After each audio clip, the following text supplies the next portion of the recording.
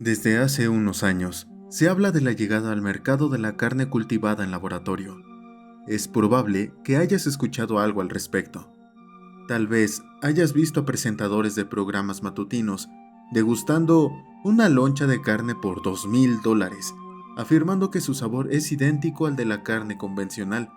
Incluso quizá escuchaste las largas charlas en la radio de madrugada en las que algún locutor apasionado te dice que hay que amar la carne de vaca para ser un verdadero americano de sangre caliente. Y diablos, tal vez hayas tenido esta discusión alrededor de la mesa con amigos y familiares, pero eso es todo, ¿verdad? Bueno, pues para mí no. Trabajo con la Administración de Alimentos a nivel federal, y cuando la carne cultivada en laboratorios empezó a ser un tema, la mitad de la gente con la que trabajaba se puso como loca. Había tantos dilemas que era difícil hacerse a la idea. ¿Tendríamos que almacenar la carne cultivada en laboratorio de forma diferente? ¿Cómo rastrearíamos los patógenos? En cuanto empezabas a profundizar en el tema, te encontrabas con un sinfín de problemas. Por suerte, no tuvimos un caso propiamente dicho hasta 2019, cuando recibimos una solicitud para aprobar la venta de carne cultivada en laboratorio de calidad comercial. Era la primera de este tipo, así que tuvimos que inventar un montón de normativas temporales sobre la marcha para cubrirla. Por ejemplo, como ya no es necesario catalogar y registrar cada animal, nos basamos en un examen minucioso del donante original de toda la muestra, el paciente cero, de cuyo cargamento proviene la proteína cárnica original. Ese primer ejemplar era una vaca Holstein. Tenía exactamente el aspecto que uno se imagina cuando oye la palabra vaca: blanca, negra, grande y corpulenta. También fue una especie de prueba para la empresa, una producción a pequeña escala para ver si podían comercializarla a tiempo. Pues resulta que sí pudieron. En invierno de 2019, los primeros trozos de Invisible Beef se comercializaron en tiendas delicatessen y carnicerías selectas. Seguro que viste a algunos influencers probarlas. Estuvo de moda durante unas 2 semanas. El problema fue que la demanda fluctuaba demasiado y nunca consiguieron fijar un precio que funcionara a largo plazo. Empezaron con uno demasiado bajo y perdieron muchos clientes a medida que lo lanzaban al mercado.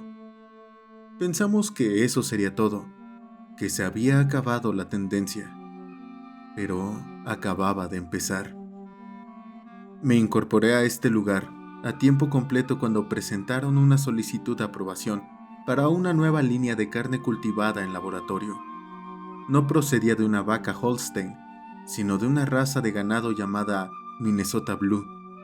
Aunque no tenía un aspecto tan extraño como su nombre, era ligeramente más grande que la vaca lechera media y tenía un pelaje negro grisáceo, algo así como una Murray Grey más estilizada. Pero algo no cuadraba en los informes nutricionales. El recuento de fibra y proteínas era significativamente superior al de una vaca común. Había un aumento estadístico de hierro y una composición diferente de vitaminas, aunque estos resultados pueden variar según la raza del ganado y el individuo utilizado como patrón. Este espécimen en particular levantó algunas cejas, pero no en mi departamento. La mayoría estaban entusiasmados con los avances. Yo sospechaba que les habían lubricado un poco los bolsillos, una práctica conocida en la industria, y es que estaban demasiado ansiosos por mirar hacia otro lado. Finalmente, el expediente llegó a mi mesa. Tenía que decidir si investigaba más a fondo, arrastrando un caso cerrado y simple a una larga debacle con posibles fines judiciales, o si simplemente le ponía mi sello de aprobación. Y ojalá hubiera hecho esto último.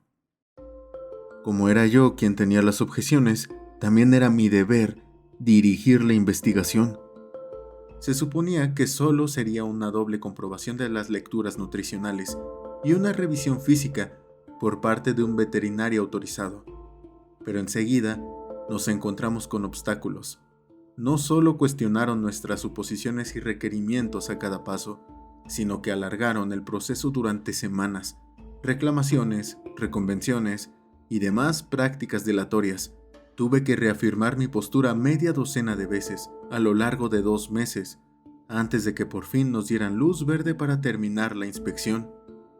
Tomé un coche de la empresa y salí rumbo a la Minnesota rural. A finales de mayo de 2020 me reuní con Rich Anselmo, nuestro veterinario de confianza, en su consulta de Rochester. Seguimos hacia el oeste, pasando por Minneapolis y St. Cloud. Antes de desviarnos hacia las carreteras más pequeñas, al parecer los animales utilizados en el Invisible Beef de Minnesota Blue eran de una zona no muy lejana de la ciudad de Tomskog, conocida sobre todo por la producción de revestimiento de aluminio y girasoles novedosos. Llegamos al rancho Long Horizons. Pasadas las 5:30 de la tarde, Rich llamó con antelación para asegurarse de que era una hora apropiada y nos dieron el visto bueno. En realidad, no sería una reunión improvisada.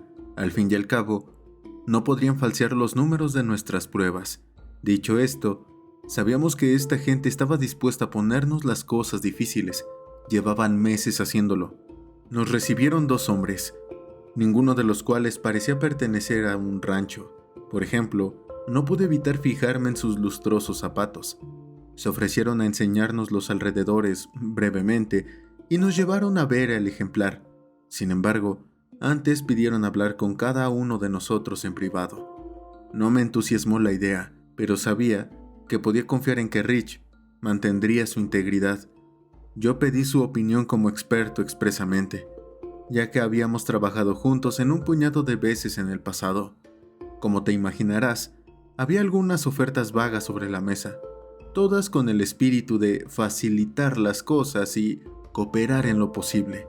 Nada explícito, por supuesto, ni dinero intercambiando manos, pero estaba claro para mí que estos hombres buscaban atajos. Incluso ahora, no querían que siguiéramos adelante con esta inspección.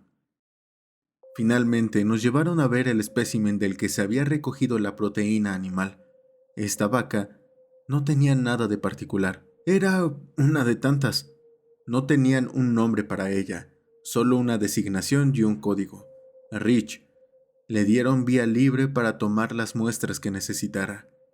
Eso sí, todo bajo estricta supervisión.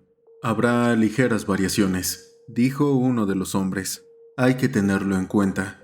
Por supuesto, dijo Rich. Pero tenemos que partir del supuesto de que se trata del mismo animal. ¿Están afirmando que no lo es? No estamos afirmando nada, añadí. Por eso estamos haciendo esta inspección. Rich procedió a un chequeo general, así como a tomar muestras de sangre y mucosidad. Los hombres estaban reacios, se paseaban de un lado a otro y ninguno se mostraba especialmente hablador. Cuando terminamos, volvimos al coche.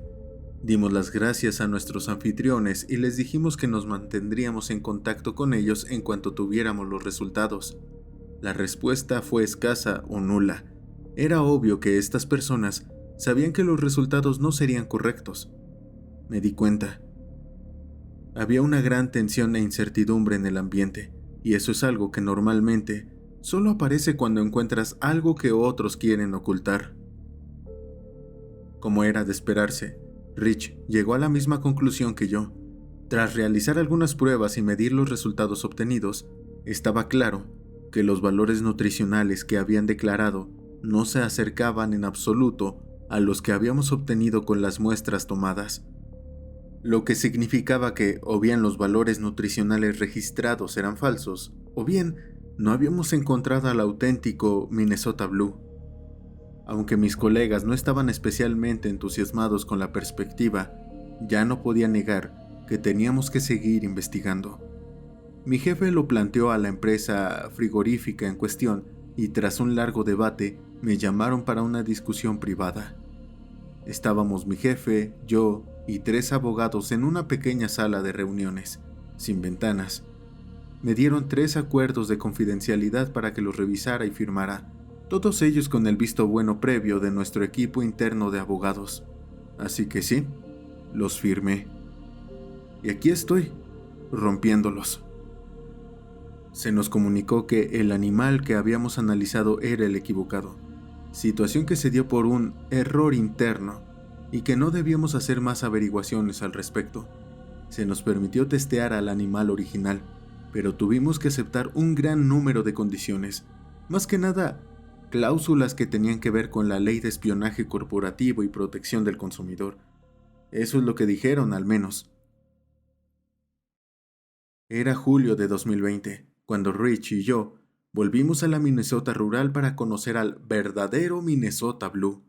Esta vez no nos dirigimos a un rancho. En su lugar, seguimos caminos de tierra en medio de la nada, pasando por coches quemados y cobertizos medio destruidos por el camino. Al pasar por un desguace abandonado, vimos un viejo almacén a lo lejos. Ese era nuestro destino. Resultaba extraño ver nada menos que 6 flamantes BMW aparcados en el exterior de un lugar que parecía que podría ser derribado por una fuerte brisa. Vi planchas de metal corrugado que apenas se sostenían con tornillos oxidados, emitiendo una queja chirriante con cada atisbo de movimiento. Sentí que necesitaba una vacuna antitetánica solo con verlos. Nos recibieron guardias armados, un veterinario de la empresa y 4 abogados corporativos. Nos revisaron 2 veces en busca de algún dispositivo de grabación. Nos escanearon en busca de micrófonos ocultos y revisaron a mano todo nuestro equipo de pruebas, todo ello sin intercambiar ni una sola palabra.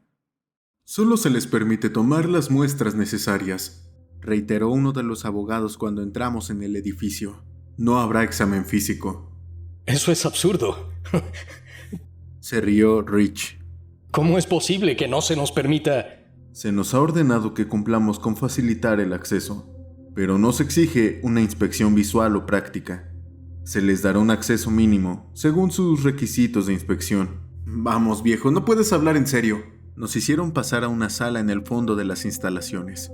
Nos dieron algunos equipos de prueba, algunos mangos largos y tubos, hechos para tomar muestras a distancia. Mientras tanto, pude ver que los guardias estaban preparando una zona delante de nosotros. Tendrán 1 hora para tomar las muestras que necesiten. Las luces estarán apagadas, nos explicaron. ¿Así que tengo que hurgar en la oscuridad y esperar a encontrar lo que necesito? ¿Es eso o nada? Mientras discutían, pude verlo a lo lejos. Una jaula metálica de 2 metros de altura, reforzada con cables de acero. Uno de los guardias armados la inspeccionaba, pinchando el metal. Alguien me dio un golpecito en el brazo y me entregó una bata quirúrgica. Para asegurarnos de que no se obtienen muestras de pelo no deseadas, me explicó uno de los abogados. ¿Tienen alguna pregunta? Me limité a negar con la cabeza. Todavía estaba tratando de procesar lo que estábamos haciendo ahí. No había ninguna razón para atrapar a una vaca en una caja metálica de 2 metros de altura, así que podría fácilmente llegar a la conclusión de que no había ninguna vaca involucrada en absoluto. Eso explicaría los valores nutricionales. Pero entonces, ¿qué demonios estábamos viendo? Apagaron las luces y nos condujeron al interior. Todas las puertas y ventanas estaban bloqueadas, dejándonos en una habitación completamente a oscuras. Rich tanteó con sus herramientas y suspiró cuando se le cayó algo al suelo. No lo pises. Suspiró resignado. Sea lo que sea. Nos dirigimos a la jaula, escuchando atentamente lo que se movía adentro. Podía oír pequeños ruidos de arrastre mientras algo se movía, pero se mantenía en silencio. Una vaca tiene pezuñas que hacen mucho ruido contra el suelo de metal enrejado, pero esto era casi silencioso. Solo un ligero arrastrar de pies. ¿Oíste eso? Preguntó Rich. Se escuchó un ruido seco contra el lateral de la jaula cuando algo se movió dentro. Tardé unos segundos en darme cuenta de lo alta que era esa cosa. Estábamos hablando de al menos 1,90 o 2 metros. Se golpeó contra el lado de la jaula mientras se movía, y lo que estábamos escuchando eran estos pelos increíblemente gruesos. No era el pelaje de una vaca corriente. Sonaba casi como un cableado metálico. Rich introdujo el equipo en el lateral de la jaula y se agarró al asa. Fue solo un rápido pellizco, pero la reacción de la criatura que había dentro Fue suficiente para que toda la jaula traqueteara. Oí cómo se revolvía para cambiar de posición y me di cuenta de lo grande que era. Además, había algo raro en su forma de moverse. Era demasiado rápido para ser un bovino. Vamos a terminar y nos vamos, Susurró Rich. Esta jaula no es segura. Parecía bastante segura para mí, dije. Está soldada. No, me refiero a que esto no es una puta vaca. Resolló Rich. Estoy contando al menos 6 malditas patas. Rich cambió su equipo y lo probó una vez más. Insertó el tubo, apretó el mango, y esta vez hubo una reacción mucho más notable. Rich debió de darle en algún punto sensible. Esa cosa explotó en un movimiento violento, balanceando la jaula a medida que el peso se desplazaba de un extremo a otro. Pude oír el golpeteo de lo que parecían garras cuando toda la jaula empezó a inclinarse. Estaba trepando por las paredes. Dimos un paso atrás y golpeé la puerta. ¡Terminamos!, grité. ¡Abran! La jaula se sacudió de nuevo, ahora con un ruido rítmico, como un motor tratando de arrancar. Sonidos profundos, como estallidos. Una especie de clic-clac comunicativo. Cuando las puertas se abrieron, 2 guardias armados nos sacaron y cerraron la puerta tras nosotros. Solo alcancé a ver lo que parecían ser gruesas vellosidades asomando por el lateral de la jaula. Nos quitaron las batas, las sellaron y etiquetaron las muestras de Rich. Nos lavaron con aire a presión y revisaron las manos en busca de heridas o cortes. Cuando nos dieron el visto bueno, empezaron a sacarnos del edificio. Podía oír la jaula moviéndose en el fondo. Fuera lo que fuera, estaba enfadado. Obtuvimos 3 muestras de sangre, todas negras como el aceite. Estaban etiquetadas, cronometradas y categorizadas. Pero eso era todo. A Rich no se le permitió ningún otro tipo de muestra o examen, solo sangre. Recuerdo que protestó todo el camino hasta el coche. Cuando salimos, todos nos detuvimos. De pronto, se oyó el sonido chirriante de metal siendo doblado y escuchamos expectantes por un segundo. Entonces, todos entraron en acción. Nos empujaron de vuelta al coche y los guardias armados sacaron sus fusiles. Nos gritaron que nos fuéramos, que volviéramos y que no paráramos hasta llegar a la autopista. Algunos corrieron hacia el interior, otros se quedaron afuera. Uno de los abogados se escondió en el asiento trasero de uno de los BMW. Yo seguí su consejo, subí al coche y pisé el acelerador. Pero no llegamos lejos. Cuando estábamos a punto de salir de la carretera de tierra a la autopista, nos bloqueó un grupo de coches que venían en dirección contraria. La gente gritaba por los auriculares, ladraba y aceptaba órdenes a diestra y siniestra. Algunos coches nos adelantaron, mientras que otros se quedaron atrás para asegurarse de que cumplíamos. Rich tuvo que entregar las muestras con una pistola apuntándole a la cara. Nos pidieron que saliéramos del coche, mientras empezaban a rociarlo con un producto químico de olor desagradable. Las muestras se volvieron a colocar en una caja y se sellaron con un gel de silicona. Nos dieron instrucciones específicas de no romper el precinto hasta que hubieran pasado al menos 12 horas. Rich estaba disparando preguntas por todos lados, pero no hubo respuestas. Yo estaba menos dispuesto a provocarlos con palabras. Aquella gente iba armada y obviamente estaban muy agitados. Cuando pudimos irnos, me fui directamente a la autopista. No me detuve hasta unos 20 minutos después, en una gasolinera para ordenar mis pensamientos. Paramos por un bocadillo y una Coca-Cola mientras Rich hacía algunas llamadas a los superiores. Intentó explicarme que no teníamos la suficiente información para tomar una decisión informada. Pero al parecer, esto era lo mejor que podíamos hacer. Los demás arriba habían llegado a un acuerdo a nuestras espaldas, y esto era todo lo que teníamos para trabajar. 3 muestras de la sangre de la vaca lechera original, Minnesota Blue. Me senté en el asiento del conductor, revisando la caja precintada y sellada, mientras Rich hablaba con nuestro supervisor por teléfono. Hubo un montón de palabrotas. Lo que más me sorprendió fue que hubiera alguien ahí para contestar. Éramos muy estrictos en cuanto a no hablar de trabajo fuera del horario laboral. pero este también era un caso especial. El sol había empezado a ponerse, y ambos sentimos que se nos acababa la adrenalina. Cuando Rich volvió al coche y yo respiré hondo, decidimos dejarlo por hoy. Lo llevaría hasta su consultorio y volvería a casa. Sin embargo, algo nos alarmó.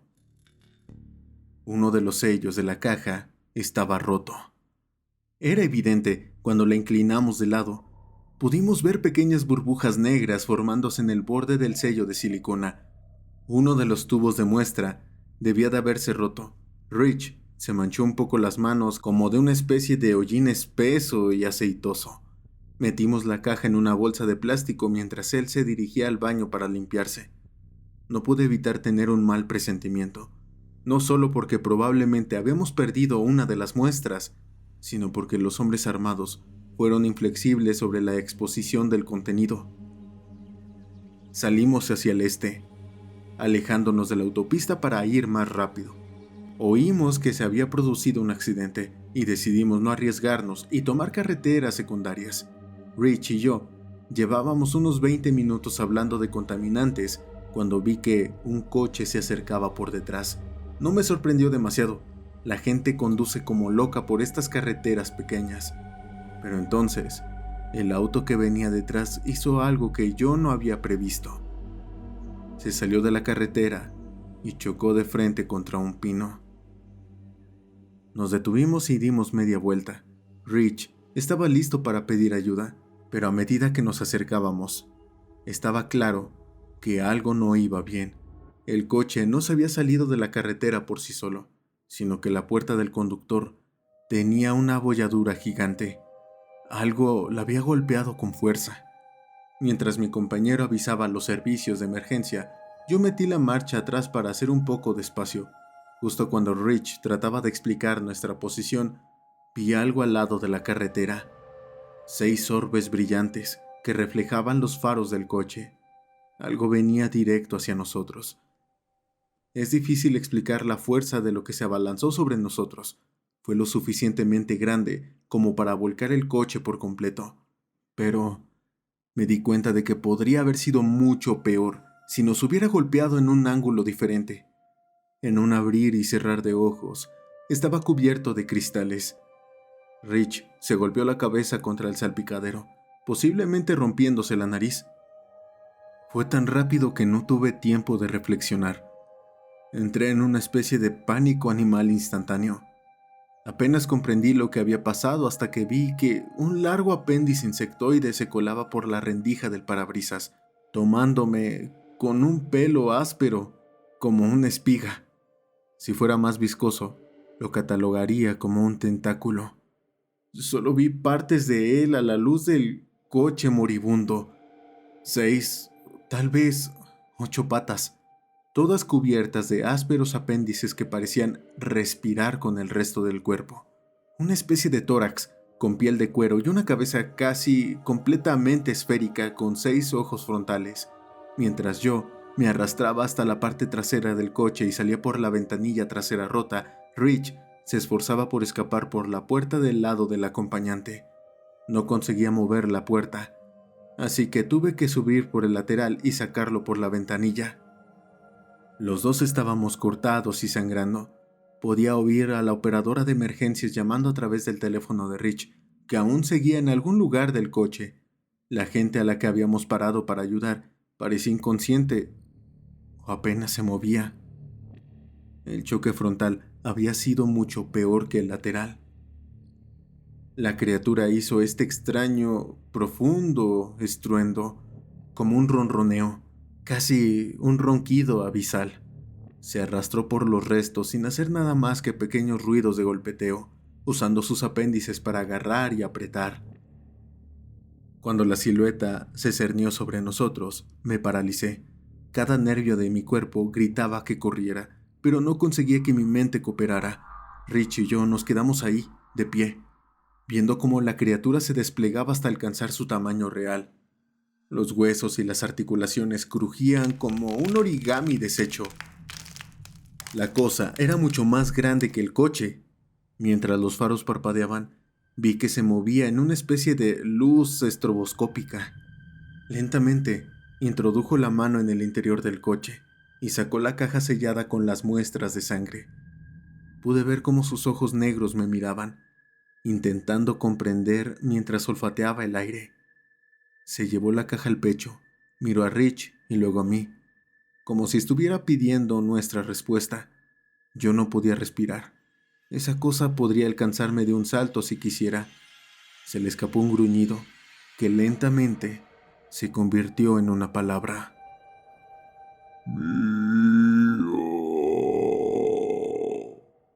Y con eso se retiró hacia el bosque. Tanto Rich como yo perdimos nuestros puestos poco después de ese enfrentamiento. Al parecer, llamar a los servicios de emergencia constituía una violación de la confidencialidad. No tengo más información sobre el proceso por el que pasó el Minnesota Blue, pero aquí estamos, años después, y las primeras porciones de Minnesota Blue están a punto de llegar a las tiendas. La mayor parte ni siquiera se comercializa como carne cultivada en laboratorio y, por lo que he visto, ha sido rebautizada en unos 12 tipos diferentes de carnes de alta gama. La mayoría se vende a charcuterías y tiendas delicatessen de los segmentos más altos del espectro social, ninguna en carnicerías locales o supermercados.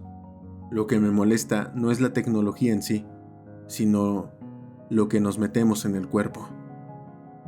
No había forma de que Rich y yo hiciéramos ningún tipo de investigación significativa sobre el Minnesota Blue. Hasta el día de hoy, intento convencerme de que no oí hablar a esa maldita cosa, pero sé que lo oí y nunca podré olvidarlo. Esa cosa era tan monstruosa como curiosa. Creo que se las arregló para rastrear el aroma de las muestras durante kilómetros. Tal vez, mediante algún tipo de reacción química, eso, o había conseguido olernos a Rich y a mí. Pero era extraño que algo tan inteligente y poderoso nos siguiera, solo para llevarse algo que olía como él mismo. En época de fiestas, asegúrate de comprobar qué es exactamente lo que pides. Si algo te parece sospechosamente barato, o si hay algo comercializado como snacks de carne ricos en proteínas de origen incierto, tenlo en cuenta. Sé que yo estaré alerta.